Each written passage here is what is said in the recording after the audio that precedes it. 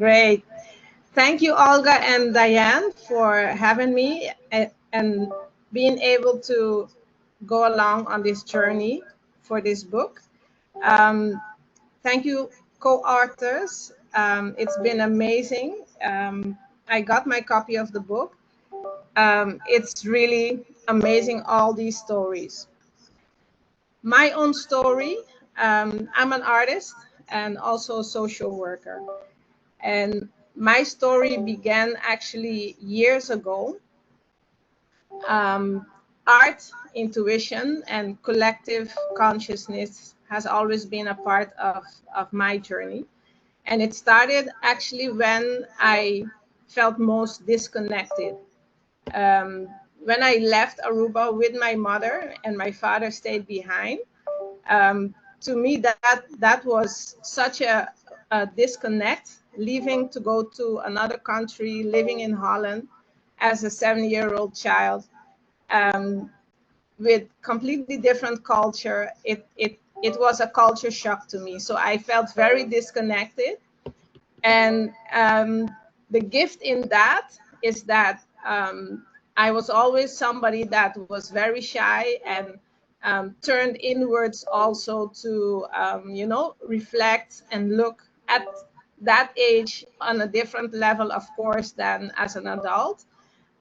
But art really gave me such a beautiful tool to help me in that journey of expressing myself, of looking at people, looking at other people, and drawing other people, and with that also my own journey in the connection with other people and regaining that.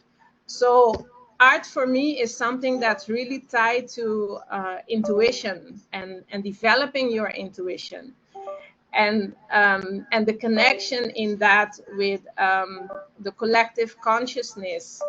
I believe that we are all connected to each other, and through art and intuition, we get to tap into our subconscious and all the things that we feel and that we are, that we cannot give words to. We can express them through art.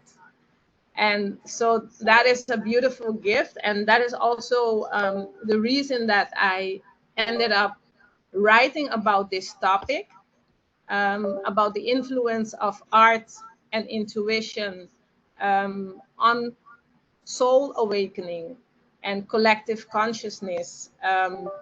It all ties together. So it was a great journey to have been able to go through. And through art also, I have learned, because as an artist, I paint from my subconscious, I paint from intuition, and I also give workshops to help people do the same. And I have an artwork, Rebirth of a Woman, that really helped me to look at my own patterns as a woman, as a mother, and also in relations to not only my own children, but the connection to my own mother, because she really taught me strength and vulnerability as a single mom. And I turned around and repeated that pattern of becoming a single mother. And through that, this artwork, it really taught me in looking at the process in how I was repeating the same patterns of my mother, becoming a single mother, letting go also of the being a mother, the roles that I was embodying, and finding my true self.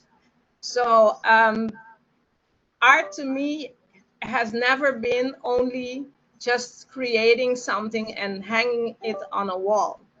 It really is tapping into yourself, your intuition, your authentic self, and connecting with yourself and also connecting with others. Because when you create art, um, you're tapping into that collectiveness that we all share together. And just keeping it short due to time, I would like to offer a gift, a coaching session to one of you all that are participating here today, and also experiencing what I have experienced through art. And it's such a healing medium when you're able to do that from a space of intuition and connection to yourself and to others. Thank you. Thank you, Sharina, all the way from Aruba. I love Yeah, Aruba. Aruba is so beautiful. Thank you so absolutely. much. So, as you know, our authors are being very, very generous today. So, Olga, spin that wheel.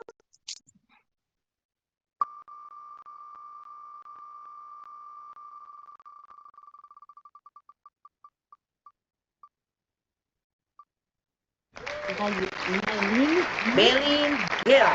Is Maylene in the house? Going once. You're not gonna believe it. That's my niece. Everybody's winning. Is she in the house? I don't know. Oh, okay. All right. So, Olga, spin that wheel.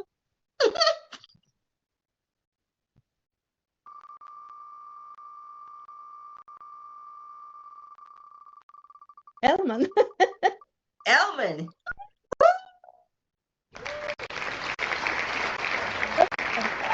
Elman, what I can tell you about Sharina's work is so beautiful with using art.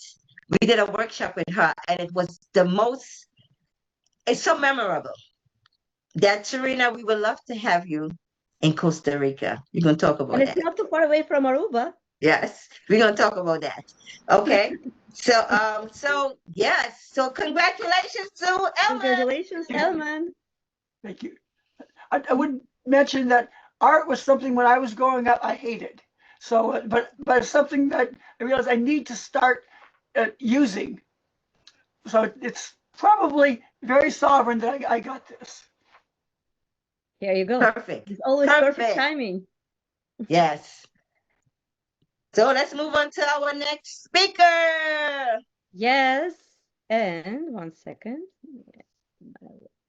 Yeah. Let me introduce to you Melissa Kinzley. She's a writer and spiritual practitioner who explores energetic connection and consciousness. She helps others access joy, flow, and purpose through awareness and expansion.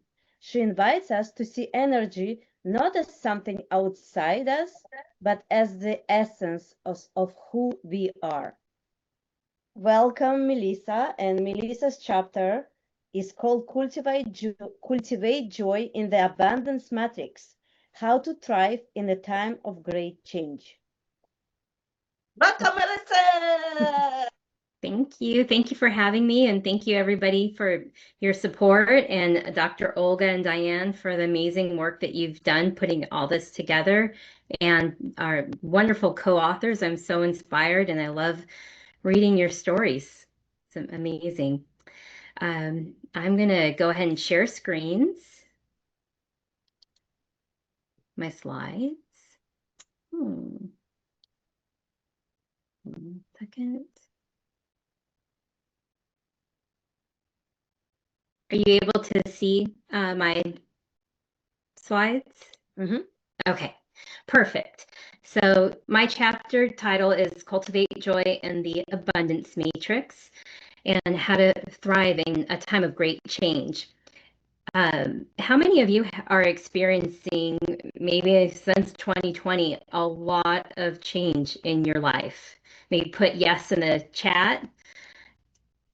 I know that I have my life just, I keep pivoting and changing, and it's actually been a beautiful thing, but very, very different time in my life, and I've learned a lot. So I wanted to share that with you. Thank you for being here today. Cultivate Joy in the Abundance Matrix. I wanted to offer you a breath of clarity and encouragement. There's just been so many changes and mixed messaging and truths that are coming out that are kind of uncomfortable truths, actually. So it's hard to process all of that. And so it's a massive transition period. And for me, I have a saying that I always tell myself that opportunity and opposition grow together. And I wanted to remind you of that, that you're made exactly for this time. There's so much opportunity that's at hand. And I want to encourage you to take hold of that and really invest in yourself and take the time that you need. Cultivate Joy in the Abundance Matrix offers a pathway back to presence with yourself, to wholeness, and to the kind of success that doesn't cost your soul. I really resonate with Lori's story and Kim's story as well. Like just running myself ragged, trying to run after success or taking care of the people in my life and really losing myself in the process. And I've really learned how to come back home. Cultivating Joy and the Abundance Matrix. I wanted to explain to you why that title means a lot to me. Cultivating is to tend to something with care, love, and intention. Cultivation is a process that flows natural cycles and seasons. There's rest, growth, pruning, and harvest. And cultivation isn't something that you rush. It's sacred work and you trust the process. I really think that's the beauty of coaches or having a mentor as someone who could walk alongside with you and help you through the process. I know for me, I can be very hard on myself. And, when I don't see results anyway, I put that little seed in the ground. And, in a garden, it makes sense that there's a process. In business, I take a couple actions. And for some reason, I think I'm supposed to have a result the very next day. And it doesn't necessarily always work like that. So consistency really matters and kindness to ourselves. Joy. Joy means a lot to me. It's so much more than happiness. Happiness comes from the outside. Joy comes from the inside. And, for me, even in times where it's been particularly hard, joy, along with love, it's actually an act of rebellion and resilience to just hold on to joy. And the joy of the Lord is an anchor. It's gotten me through so much. Abundance is a free flow of energy and a frequency that moves through all areas of life. It's money, it's time, love, health, creativity, your ideas and relationships. And I just want to remind you that energy is never lost, it's only transformed. And abundance is God's signature, and it is your birthright. Lack and limitation, it's false. It's a lie. Matrix. There's a couple of meanings for that, but really it's all based around your beliefs, and you can rewrite that at any moment you choose. And this is a gentle reminder that 2025 in numerology and in biblical terms as well is a 9-year, which is a season of completion. It's a powerful time to reflect, forgive, release what no longer serves you, and plant new seeds for what's next. So we have one more quarter left in this year, and I think we can make it our best quarter yet. So my prayer is that this message helps you find stillness in the storm, strength in the shift, and reminds you that joy is possible, clarity is available, and you are made for this moment, made for this moment. So thank you for joining me, and again for your support. I'm a coach professionally, and I'm also a mortgage lender. I love numbers and patterns. That's where a lot of this book came from as well. And so if you'd like to keep in touch with me, this is how you would do it. Thank you, Melissa. This was great. Short, sweet, and to the point. Great presentation. Love it, love it, love it. And going back again to when you said opportunity and opposition goes together.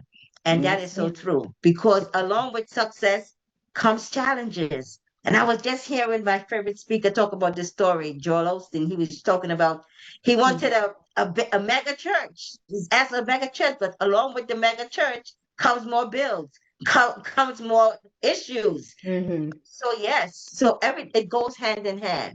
But all of that is transportation to get us to the next level.